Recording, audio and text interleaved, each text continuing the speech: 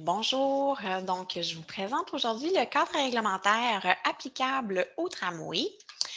En fait, par rapport au projet de tramway, on est actuellement à la toute fin de la période de conception pour ce grand projet et on est à la veille en fait d'arriver à la phase de réalisation. Donc, c'est pourquoi à l'aube de cette phase-là, il est maintenant temps de regarder la réglementation applicable au projet et de l'adapter en fait à ce grand projet. D'où le cadre réglementaire qui est soumis pour approbation à ce stade-ci.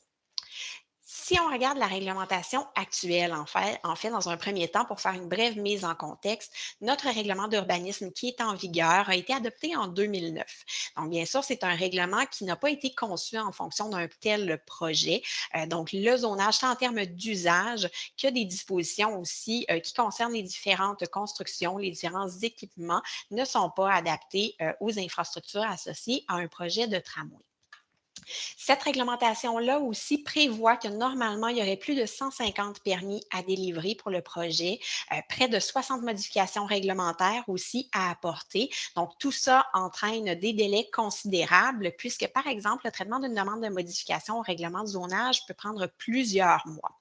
Donc, c'est un certain risque, évidemment, pour le respect du calendrier de réalisation du projet. C'est pourquoi il s'avère nécessaire d'adopter un projet maintenant pour la réalisation du tramway. Donc, le projet de règlement qui est proposé, c'est en fait un règlement de l'agglomération sur la réalisation d'un projet de tramway spécifiquement.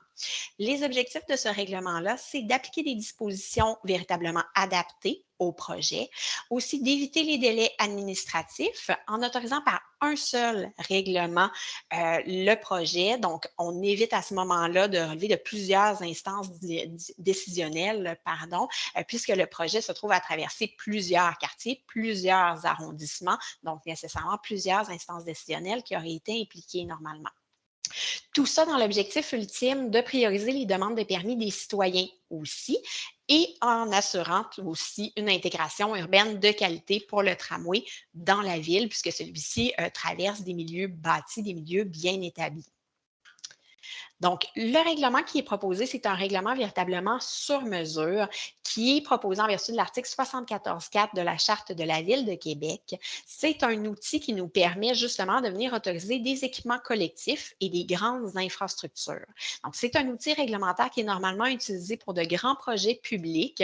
Ce l'est régulièrement, entre autres, pour la construction d'écoles, de parcs au bus, de logements sociaux aussi. Et cet outil-là nous permet d'avoir justement un règlement global pour l'ensemble du territoire visé plutôt que plusieurs règlements.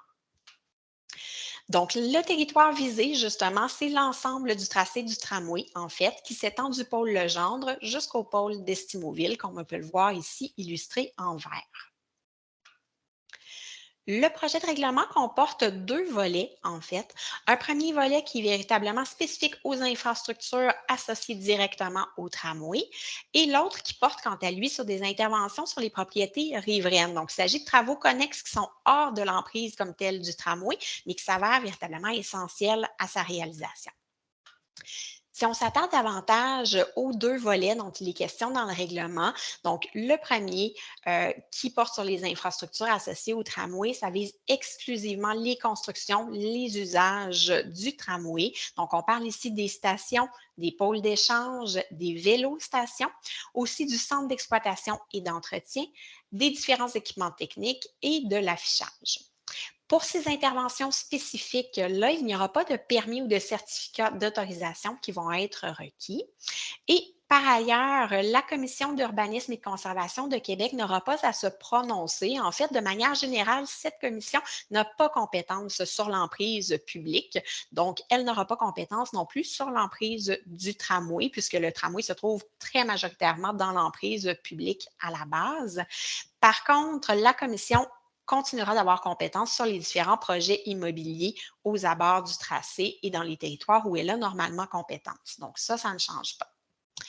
Et pour l'application du règlement, Ce dernier s'applique sur un territoire d'application qui est bien délimité, comme on peut le voir ici, par exemple, dans le secteur du pôle de Sainte-Foy. Donc, on a sur le visuel le tracé du tramway qui est illustré ici de manière schématique en jaune avec les différentes stations qui sont illustrées, qui viennent ponctuer ce tracé-là. Et le territoire d'application du règlement, c'est ce qui est illustré en vert, en fait. Donc, comme vous pourrez le constater, le territoire d'application correspond véritablement à l'emprise de la plateforme des rails, à sa largeur, en fait, des rails, puis vient s'élargir vraiment là où c'est nécessaire, donc là où se trouvent des bâtiments utilitaires ou encore des stations, par exemple. Le règlement vient aussi rendre inapplicables certaines dispositions des règlements d'urbanisme qui sont actuellement en vigueur puisqu'elles ne sont pas adaptées au projet de tramway. On parle principalement de normes de lotissement, d'implantation de bâtiments, d'architecture, aussi par rapport à certaines zones de contraintes, mais véritablement des contraintes de nature anthropique. Donc, par exemple, la proximité à une voie ferrée ou à une autoroute qui est assouplie dans ces cas-ci, et aussi des dispositions en termes d'affichage qui sont rendues inapplicables.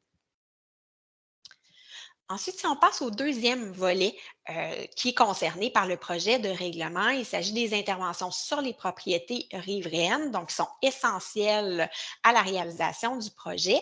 Et ces interventions-là sont entraînées en fait par l'implantation du tramway, mais aussi par certaines modifications à l'emprise publique. Donc, il s'agit principalement de relocalisation, de reconfiguration d'un escalier, du réaménagement d'une aire de stationnement ou d'une allée d'accès, ou encore du déplacement d'une enseigne. Donc, pour ces interventions spécifiques-là, ce qu'on cherche à faire, en fait, c'est de minimiser les impacts pour les citoyens concernés en apportant des assouplissements à la réglementation, mais vraiment pour ces interventions-là spécifiques et uniquement dans le cadre de la réalisation du tramway. Donc, pour ces interventions, il y aura des plans de réaménagement qui sont en élaboration en collaboration avec les citoyens concernés. Et d'ailleurs, pour ces mêmes interventions, toujours un accompagnement aussi est prévu pour l'obtention des permis qui seront requis et il y aura un processus simplifié pour l'obtention de ces permis-là. En effet, un avis favorable de la Commission d'urbanisme et de conservation ne sera pas requis non plus pour ces interventions spécifiques liées à la réalisation du tramway, je le rappelle. Donc, interventions qui sont somme toute mineures. Par ailleurs, les frais du permis pour ces travaux sont assumés dans les coûts du projet de tramway. Et le permis, finalement, permettra de confirmer la conformité des travaux dans le temps, donc en laissant une marque, finalement, une trace de la conformité pour faciliter, par exemple, des transactions ultérieurement pour les propriétés qui sont affectées.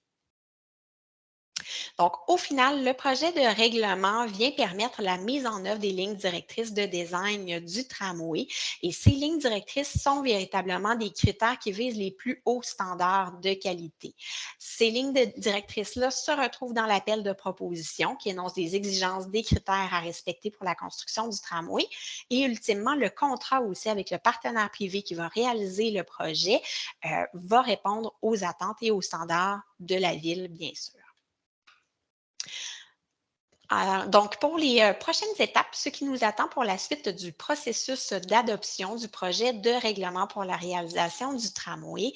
Donc, une première séance d'assemblée publique, plutôt, je devrais dire, une assemblée publique de consultation a eu lieu le jeudi 19 mai à Sainte-Foy en mode hybride. Donc, c'était en présentiel et en web diffusion aussi pour permettre au plus grand nombre d'y assister. Présentement, nous sommes dans la période de consultation écrite.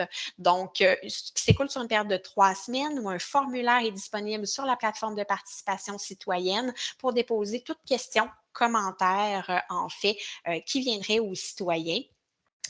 Par la suite, suite à ce processus-là, viendra l'adoption avec des ajustements si requis, l'adoption du règlement, puis son entrée en vigueur par la suite. Merci pour votre attention.